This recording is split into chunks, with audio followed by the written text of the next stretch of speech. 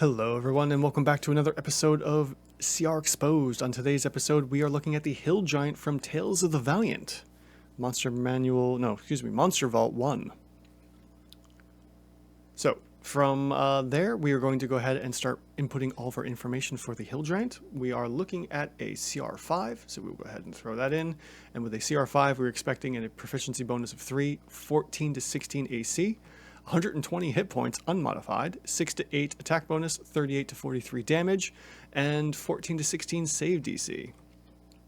From there, we will go ahead and start throwing in the modifiers, which is going to be 5 strength, and we might have to fix that later on, 0 dex, 7 con, -3 intelligence, -1 wisdom, and -2 charisma.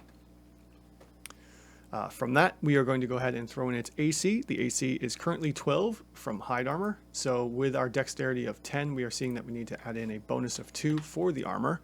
And then from there, we can see that we have 40 feet movement. This is important for Tales of the Valiant as it will modify the monster's hit points one way or the other.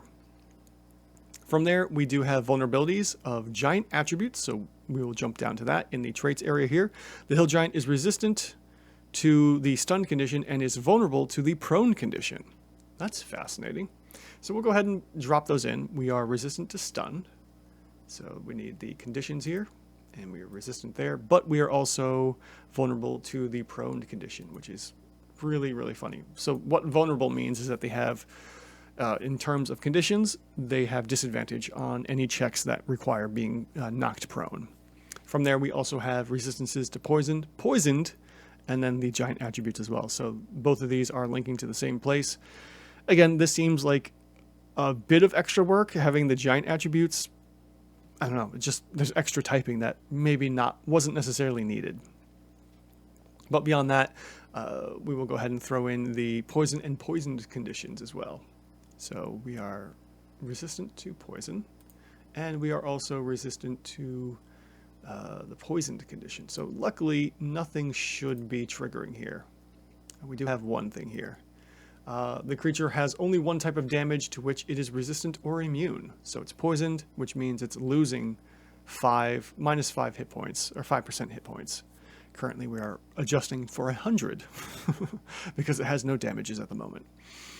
So that's all taken care of. Our features and our traits I think are done. Let's take a look at the other side here. Oh, we have another trait of Show of Might. The Hill Giant can use strength instead of charisma when making intimidation checks. Perfectly okay. From there, we move on to the actions. We see that we have a multi-attack, so the giant makes 2 spiked tree branches or rotten snack attacks. Oh, that's just not even right. Okay, so our spiked tree branch is going to be a +8 to hit. We are currently rolling with an 8 to hit, and because of that we are within the expected attack bonus range of 6 to 8. Now if you're ever out of that, the suggestion is to fix your monster so you are within that range.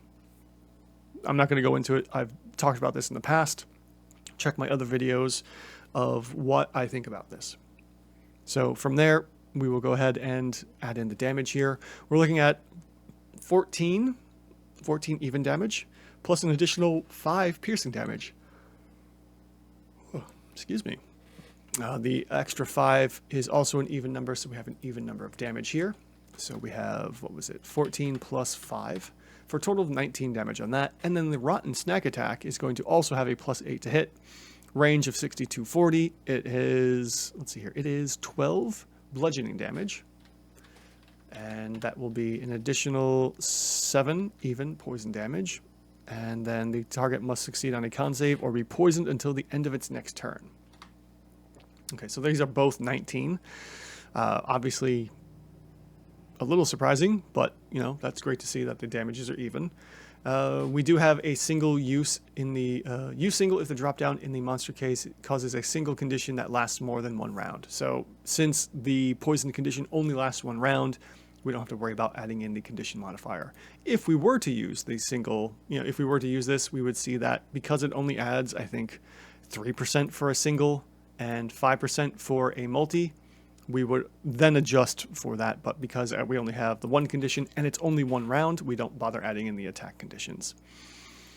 After that, we do have the bonus action of Body Bounce. The hill giant bumps its stomach, hip, shoulder, knees, or other body parts into a creature. The target must succeed on a strength save or be pushed up to 10 feet away. This is... Oh, and be knocked prone. This is probably only good for escape measures, really. Or getting rid of, flanking. But even then, the target can just get back up and walk right back into place. So... not really the most useful, except for getting out of dodge. That's about it. Alright, so since our monster here can do 2 of each, and they are both exactly the same, we will just skip all the multi-attack stuff and go right into adding it into the concentration of 19 times 2 for a total of 38, which brings us on the low end of our monster's expected DC here, or DPR. It's on the low, but it's not terrible. It's within the range. It just doesn't do nearly as much as it could. And we're only looking at, 6 total points range of damage, so even that's not a big deal. That's maybe 1d6 of damage difference. But beyond that, we have everything here. So let's see here. We're expecting 126 hit points, and this is how you gauge whether or not your monster is on par, or if you're checking a monster. And we will see that our monster is... sure enough, 126. So our monster is right where they are supposed to be. They have a slightly adjusted hit points because of the lower than expected AC. We have a total of 12 here. We should have 14, and for every 2 that our monster is below, or for every 1 AC that is below the minimum range, so in this case below the 14, we adjust it 5% per 1. Yeah, so we're adjusting plus 10%. Oh, but then we are also losing 1 because of the immunities, or the poison, so we are actually adjusting for 5%. And there you go. Our hill giant is by Kobold Press's Tales of the Valiant Monster Manual book, 100% accurate. Thank you all so much for watching. If you like what I'm doing here, you can too get this tool completely for free in my Ko-fi page. Link in the description below, where you can get it totally for free or donate if you feel so inclined to. You can also support the channel by becoming a channel member here on YouTube, or by becoming a Ko-fi supporter over there on Ko-fi.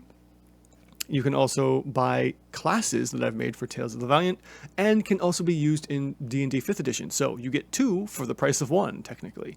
You also can support me by grabbing the subclasses that I have for sale. I think they're completely for free right now, since they're in beta testing.